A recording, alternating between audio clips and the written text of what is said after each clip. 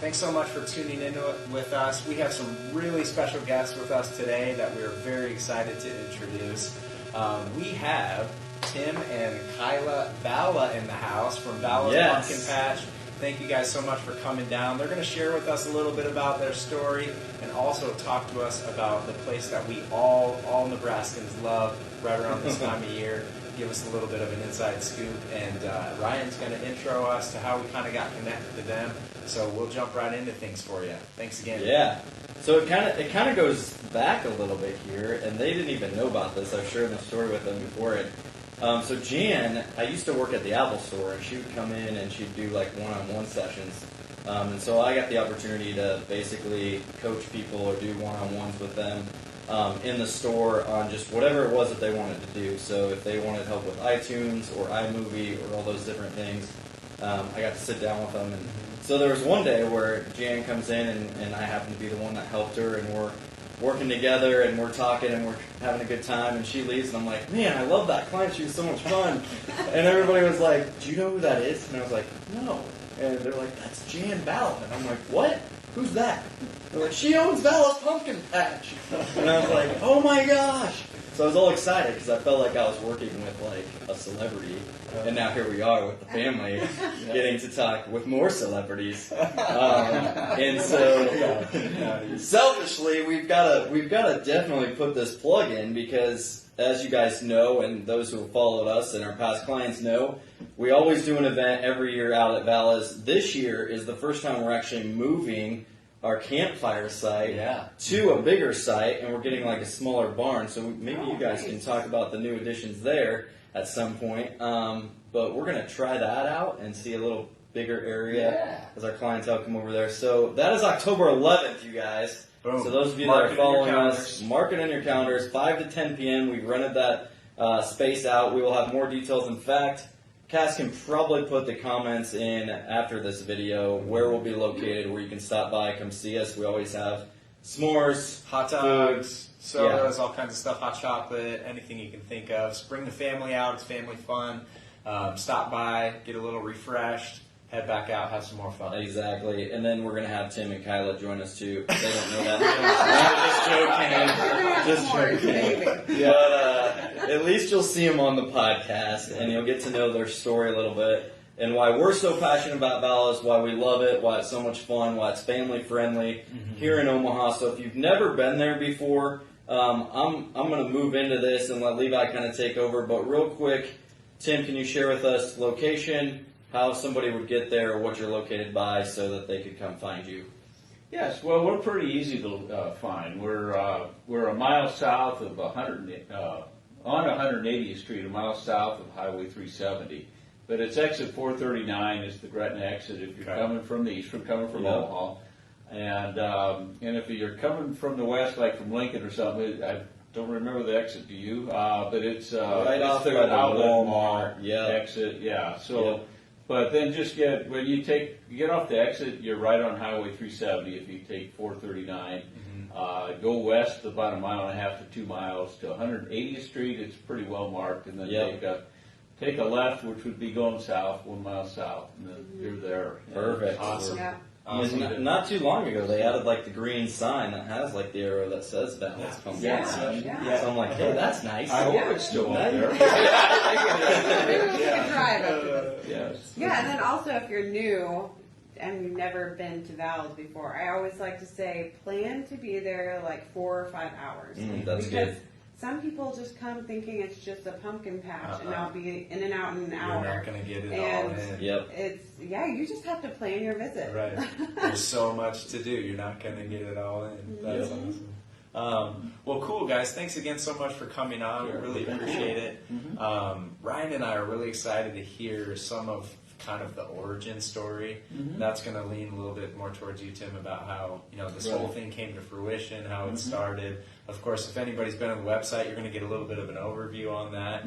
For folks who haven't read that part of the story, maybe you can share a little bit of that with us and see where it goes. Well, basically, I went to college, graduated with a degree in secondary education, tried to get a teaching job, and it was just back in the late 70s, early 80s, the economy was not doing too well. very hard to get any kind of job. And so anyway, I kind of bounced around for almost 10 years just with different jobs, but never really had anything that I really was passionate about, didn't really, didn't want to spend the rest of my life doing. So I started thinking like, well, what are my options? And starting my own business was one. And I kind of thought, well, if you're going to be in your own business, you better do something you like to do, because it's, you're going to spend a lot of time at it, and a lot of effort, and you don't want to do that being something you don't like. So I started looking at, well, what do I like to do when I'm not actually working somewhere, And at the time, I liked hunting, fishing, just being outside.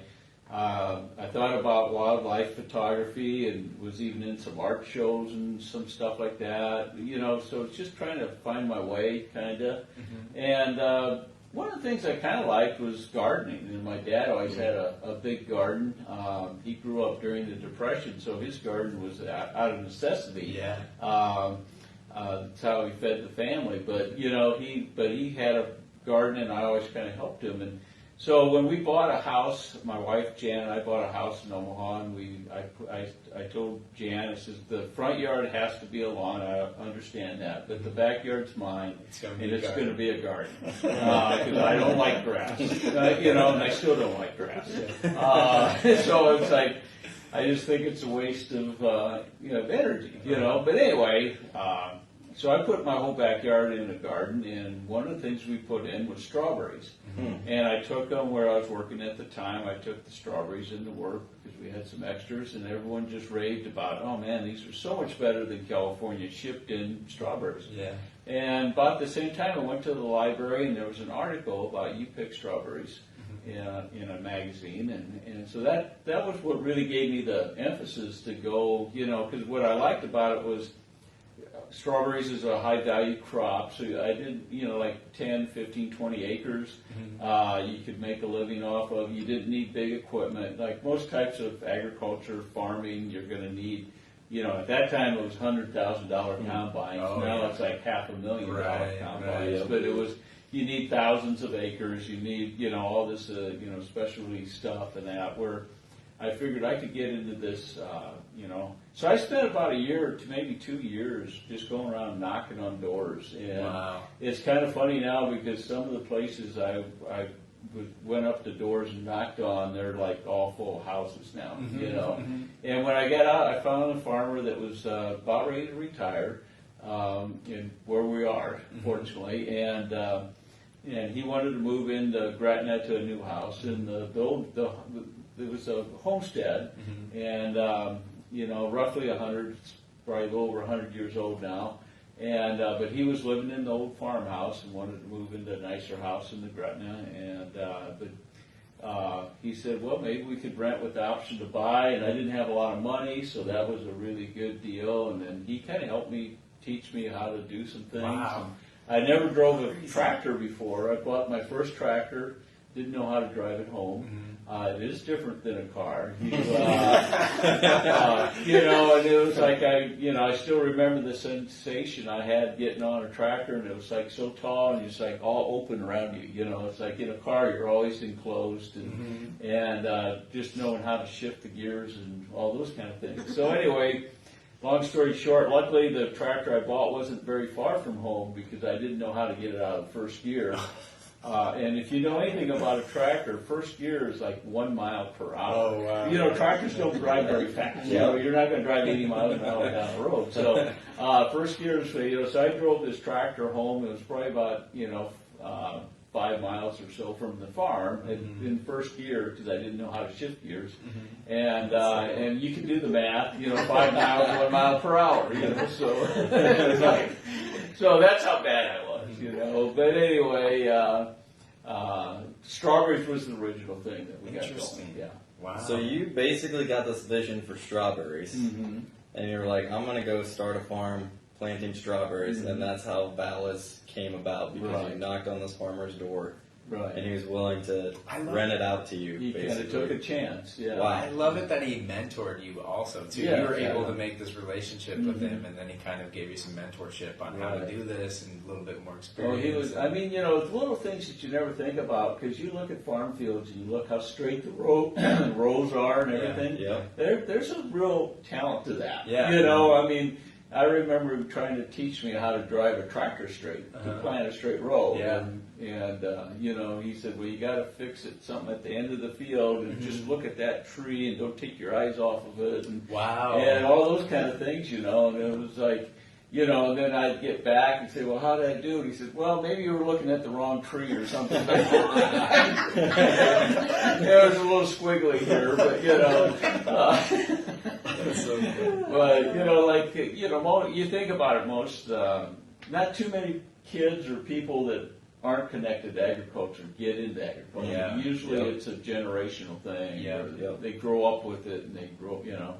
And, you know, so I was, and what was ironic was I came into agriculture when it was at an extremely tough time. The Willie Nelson whole Farm Aid project. Yep. Yep. You know, and it was like but it was actually a great time because land prices were depressed, interest rates were double digit, you know. So the people rent weren't out buying- thing worked really well for you. yeah, and you know, but there was literally thousands of farmers that grew up in it that was leaving agriculture because of the rough times Wow. and the farm foreclosures and all that.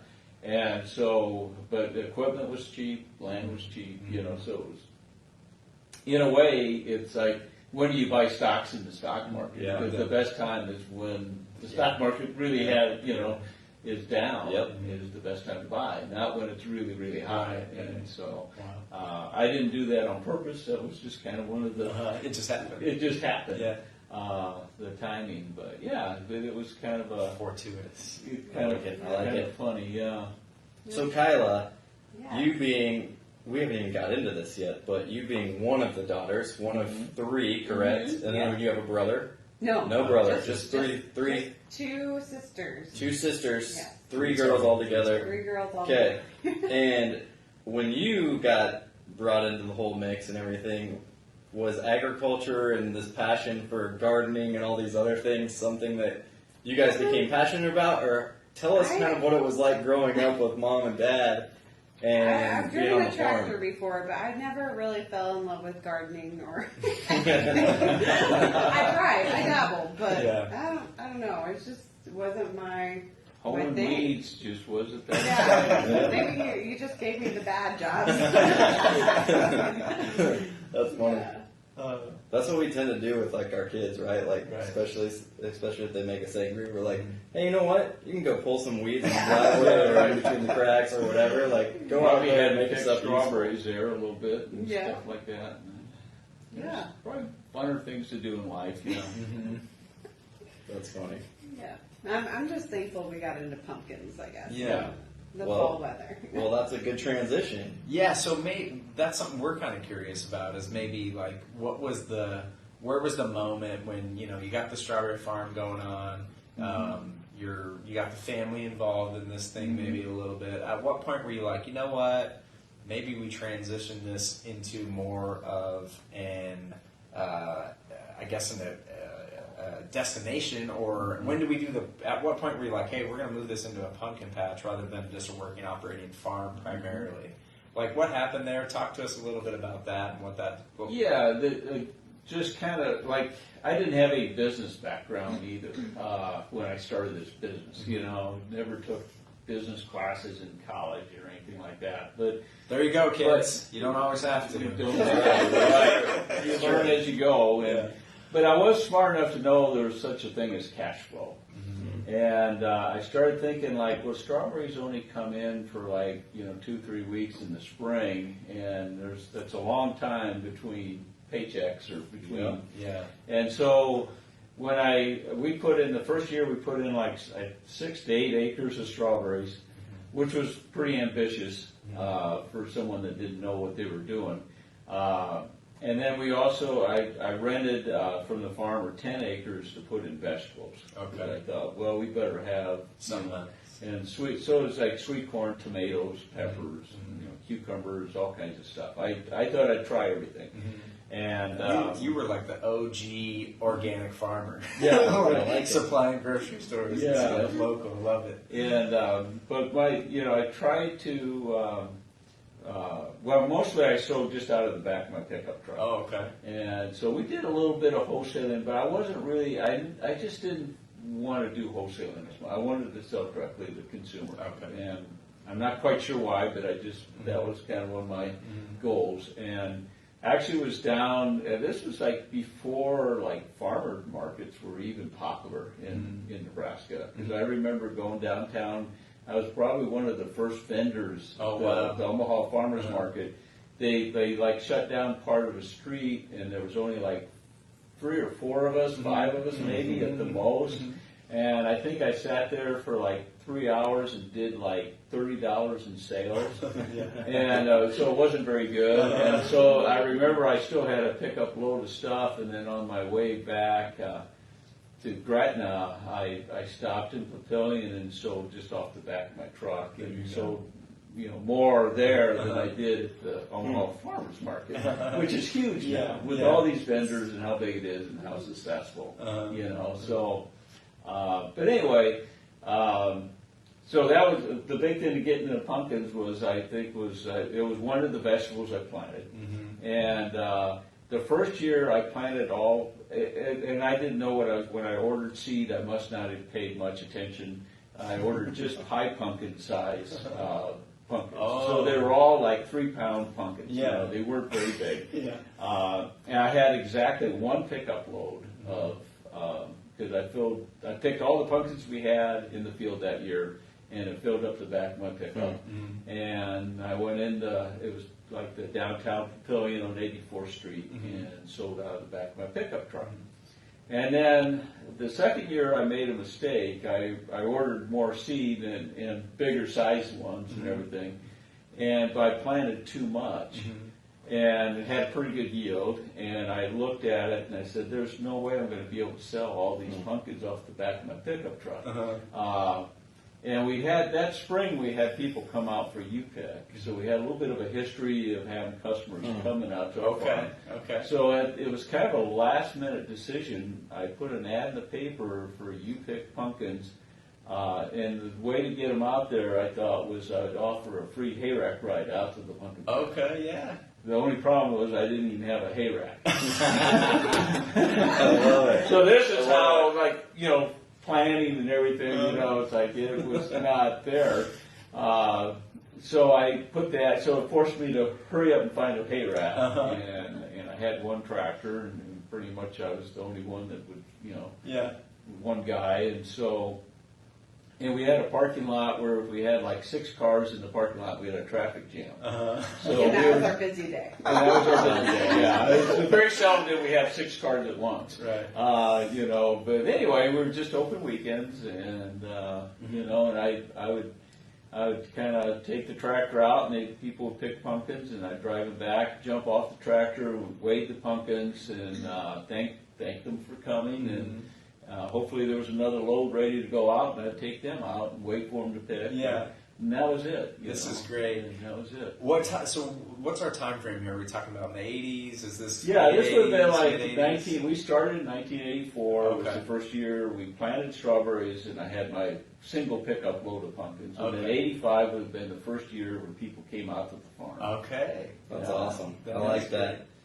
So, Kyla, we're going to bring you in this mix here a little bit here, because now we're going to shift into Vala's as it is, and like you said, it's more than just a pumpkin patch now, right? So we're going to fast forward to like right now, Vala's pumpkin patch. As like you said, you plan like 4 or 5 hours when you go out there. It's so funny because we've got 4 kids, and my wife and I, and when we go out to Vala's pumpkin patch, every one of the kids is like excited for something different, right? So, like Natalie, she's excited to get out there, and all she wants to eat is the warm chocolate chip cookies, right? So, got to go find the warm chocolate chip cookie bar. And then Drew, he's like 2, and he loves like the pig races, so he likes to like wait for the pig races to like come out. And then my son, no matter where we go, my other son, Luke, he's 5, and he's like in love with trains. So like, you go to the zoo, you go anywhere, like all he cares about is the train. So like, I don't care about animals, I don't care about pumpkins, I don't care about where's the train. I want to ride it, you know. And so I've mentioned a couple things there just from like our family's experience. But can you kind of speak into the best way I describe it to people is like it's kind of like the Walt Disney of like Omaha when it comes to like a pumpkin patch, right? So like you get to go there and yeah, you can get pumpkins still, but there's so much more to do. Yeah. Can you kind of speak into that as far as like what are some of the big things that people love to come out and do when they come out there? Oh man, well, I guess the most popular things are the jumping pillows and the egg scramble that we put in a couple years ago. That big yellow barn that you see on the interstate. That thing's cool. Yeah, it is. And you know, every time we decide on an activity that we're going to put on the farm, we always have to look back at, okay, who is this going to be targeting? Like, is it just going to be for 2-year-olds? Is it just going to be for 5 and up? And then it comes down to we want stuff that families can do together. Yeah. So the jumping pillows is the perfect example. Like you can go on there with your kids and jump with them. You're not just gonna, you know, be on your phone watching your kids, you know, jump. Exactly. The egg scramble's the same way. Sometimes I see dads in there having more fun and getting into shooting people than the kids. Sure. And so, you know, all the things that we put in, you know, we want to have that togetherness. The families, the grandparents now, and you know, just how do you make those like decisions? Like when you're like I sit back and sometimes I'm like, what else can you put out here? Yeah, there's so much, so Oh, many more things that you can put out. Like how do you guys do you decide that as a family? Do you like sit down with a board? Like how do you guys decide like okay, let's take a vote on what the next thing's going to be, or like walk us through that process? It's a lot of family input, and you know, we have about 20 core staff, is what we call them, year-round staff, and we get their input too, and yeah, things just come together, I guess. I mean, we have a whole list of things that we want to do, and it's too much of it, I think. Can you get a preview of anything possibly coming in the near future? Put you on the spot. So the big thing's the cider mill. Cider mill. The whole area. Even this year, we bought a cider press. Okay. So, you know, we have our apple orchard, and we are going to take those apples and make apple cider out of them. Nice. And so fresh apple cider. And so we're starting it this year, actually. Okay. Awesome. So maybe into October, you'll see Vala's apple cider. And that is from our orchard, from our cider mill building, and getting fresh, you know, as fresh as we can get. Are we sticking to direct to consumer? Or we're gonna find you at bakers and Hy-Vee too, or no? No, not.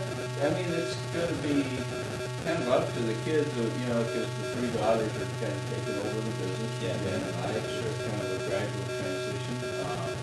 But I think they kind of agree with us that we just, you know, we're going to stay with Dallas is. Yeah, that's a lot of saving. That's what I love too. Is like when you walk in, you know, like no matter which way you go, and there's always times where I'm like, what happened? Or when did you try differently? You know, and it's always like the big old turkey legs, you know, and like the donuts, and there's so many things. Again, like when you hear Vala's pumpkin patch, I think a lot of people that don't know, they're like, oh, it's a pumpkin patch. We're like, no. It's so much more than that. Like, there's when you're an great adult, food all you have and to do is like future Yep.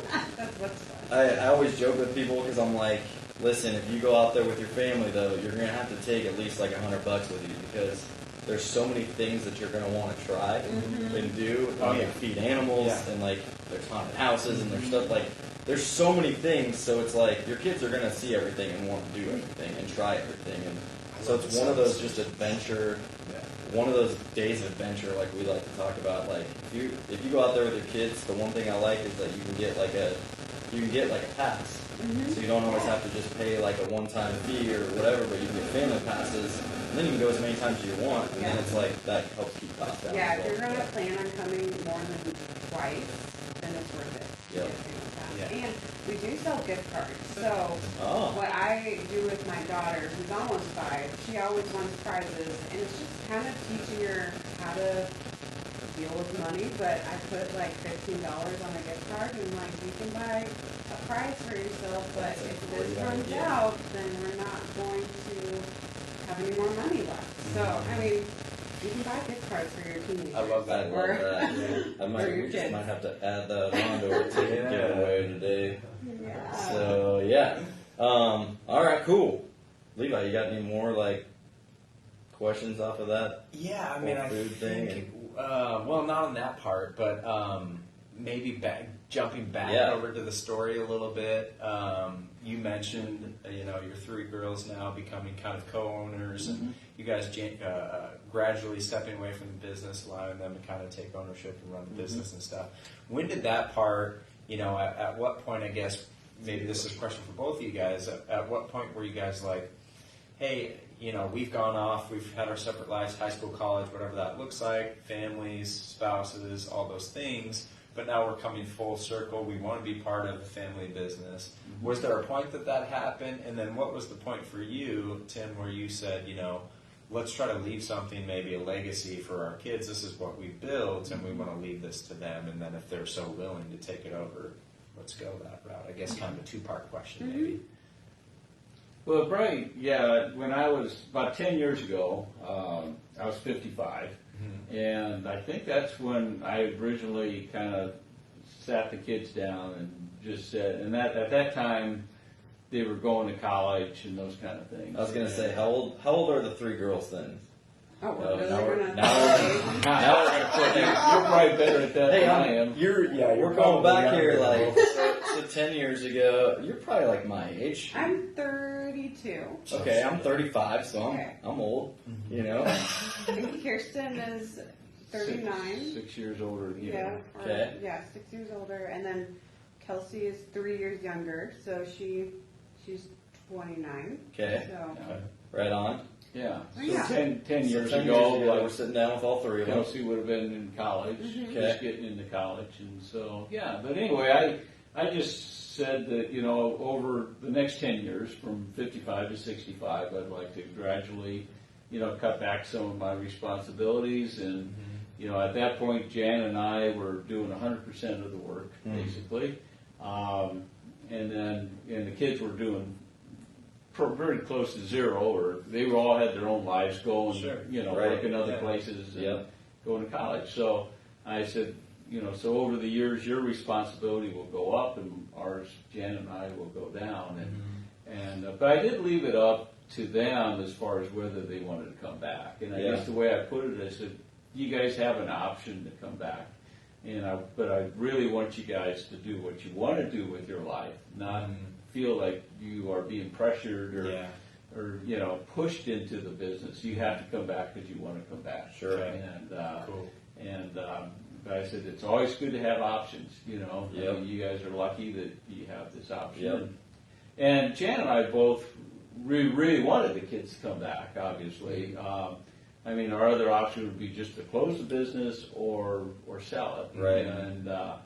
And we could have done maybe some of that. In some ways, if you just sold the business and you could go away, then Right. maybe that would have been nice in a way. But we really wanted to see it continue in the family and continue as a family business. And we feel that it's great for Omaha, and we're there's some other things too. So we were fortunate. All 3 girls. We figured probably maybe 1 or 2 out of the 3, but we were fortunate. All 3 came back into the business. So That's awesome. yeah. really And lucky husbands. that way. And Yeah, so like, walk us through that, because, okay, so you're all 3 married, correct? Not all 3. Both, you and your sister? My younger sister has a fiance who's Okay. in the business, Okay. and then my older sister, she's married, but he has another job. Okay. So, Okay. But it was he's all, in complete support of her working for the Okay. business. right. So how did that, walk us through then your side, mom and dad set you down, they're like, hey, this is kind of our plan. What were you thinking in that moment, and what were you like? How did that progress to where we are now, as far as all three of you guys kind of working together, and then also, Yeah. you know, I mean, did you have boyfriend, fiance at that time, or okay? We went. I went away to college, but I got a business degree, and I always thought like I would always come back to Nebraska because it's my home, and I wanted to be part of the business. And then Go big, I boy. met my Yep. met my husband now on the East Coast, so he's from Baltimore. Okay. And he never thought in a million years he would be coming to the Midwest. He Uh-huh. always thought he would be. He loves the East Coast. He Uh-huh. just thought he would be out there. But when he met me, he has an accounting degree, and he was going to school at Creighton because Okay. he moved here for me. Yeah. And Yeah. he was just sitting on the couch, and my mom was like, "Hey, do you want to work? Like, instead of sitting on the couch, can you just like do stuff for me?" And he's like, "Sure. Is this a job?" And my mom's like, "Yeah." That's awesome. Go to work. Here's some stuff to do, and Love he. that. That's how he did it. That's how That's he got awesome. in, I guess. He didn't even have to have an interview or anything, but now he's like, really important in this business. Yeah. He's really good at developing different areas. He has a good vision, and he gets it done. That's what I love about this story too. I don't think I knew how much like of the family was involved in this entire thing. So like it's cool learning about just how you progress from here's a guy that wanted to start a strawberry farm to now something that's evolved into this huge business that so many people now oversee. So I think that's pretty cool. And as we talk about kind of this legacy that I feel like this has kind of been the theme of, even this story is like this legacy and this vision that you had that's evolved to something even probably bigger than what you ever envisioned.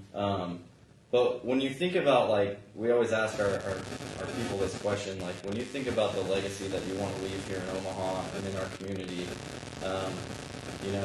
what would that look like, or what would you want people to know about you and your family and Vala's and, like, the legacy that you want to leave there, and things to be said about you guys when you pass or when Vala's is no longer, what do you want people to remember you or to cement that legacy in?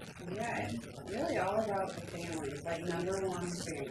And it's just, I remember growing up at the pumpkin patch when I was little, and like my grandma was involved, and my dad's mom, and my grandpa was involved. They built some buildings, just them two, and then and then we were involved, just the three girls. We were little, but we had little jobs to do, and then now that I'm a mom, I get it. Like when I see people out there having fun, like it's a feeling that I'm helping contribute to that memory, and That's it's a really great feeling. Like one of my favorite things to do while we're open is to go to admissions and just stand there. I probably look like a weirdo, but just people watch because when they come in and they see that big Vala sign, it's probably your kids I want to go to the Pillows, I want to go to Haunted House, I want to do this, and just their excitement, holding the map and we are here, we've been waiting for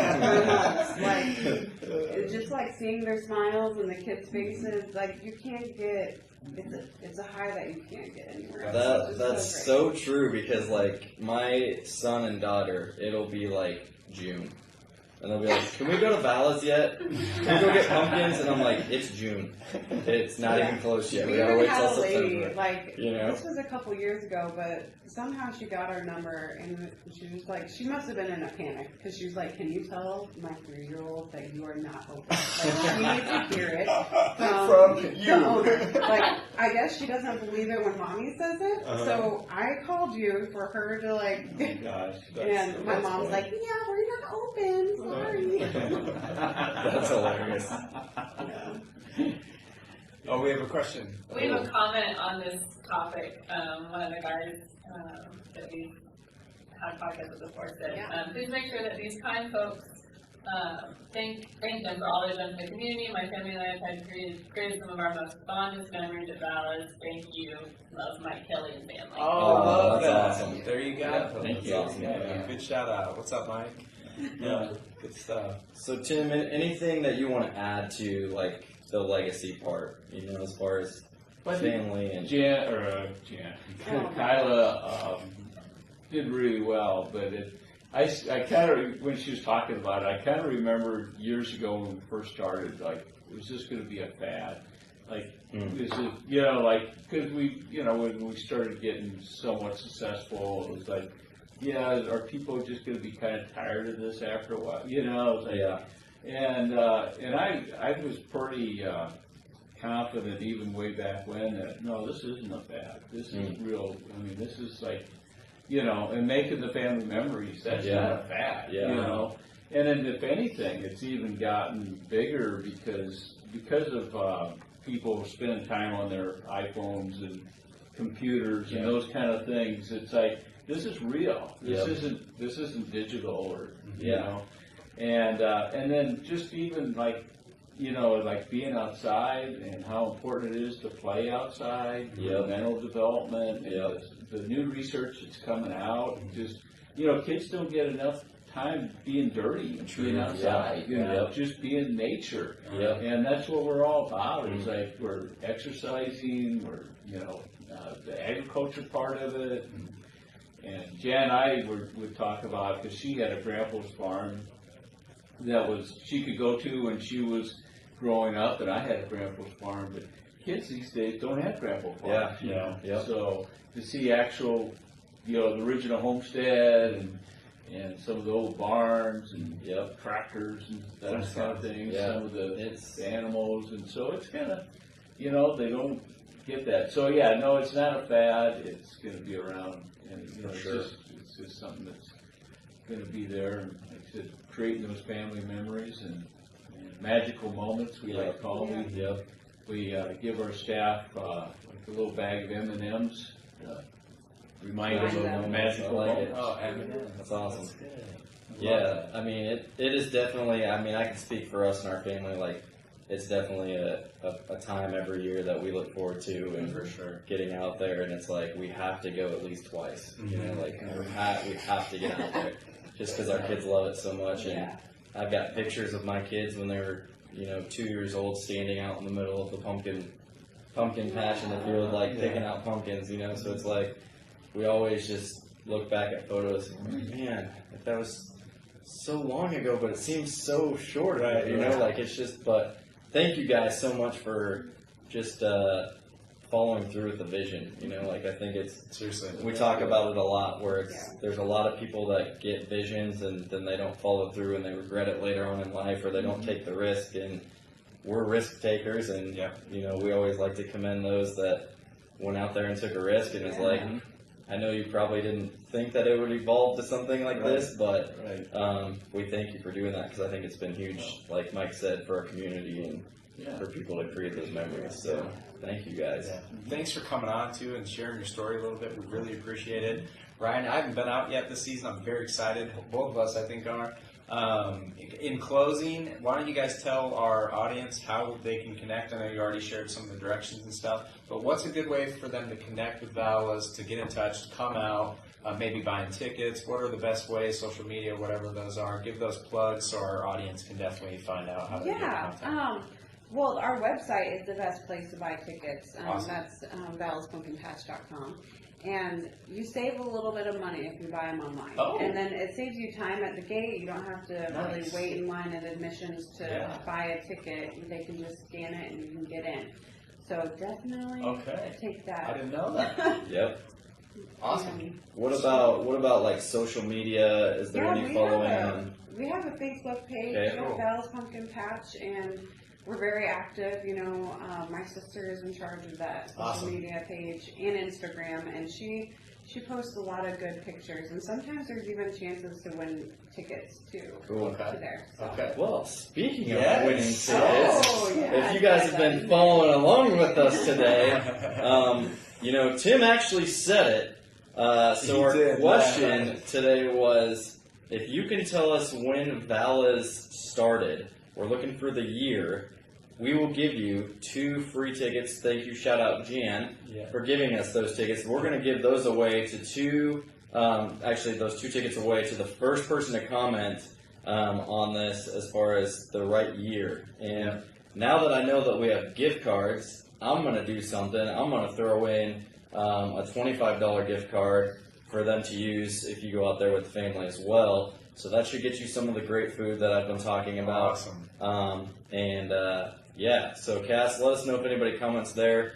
If they do comment later, we'll follow up with them and get to that. But first person to comment to let us know when Vala started. Now, there could be a discrepancy here because... Yeah, we thought it was one day, and you said one, and then another. So we'll take we'll take one or the other. One or the If other. you're listening, we'll take one or the other. Or you can find it, I think you can find it maybe on the website. You can. It's on the website. Yeah. So, Yeah. anyways, there's your hint for the first person to comment there. So, No one can. no one yet. Oh. So, anyways, thanks guys so Thanks so much. much. Thank you. Appreciate you guys coming on. Yeah. Thank you, audience, for following up. And Cass. We have one comment. Ooh, and Can I say it? Yeah. They said 1984. ooh, that is correct. We will give that to you because Tim said 1984 and then 1985. was the first year So for we were going to take either one of those. Yeah. So who's our lucky winner? That was Mike Kelly. Mike Kelly, awesome! There you go, Mike Kelly. So Okay. we will send you some tickets there, and I will send a $25 gift card as well. Shout out Mike Kelly. So take the family out there, enjoy some time, make some memories. And with that being said, Thanks, guys. Thanks, guys. Have a good one. one. Have a great Friday and a great weekend.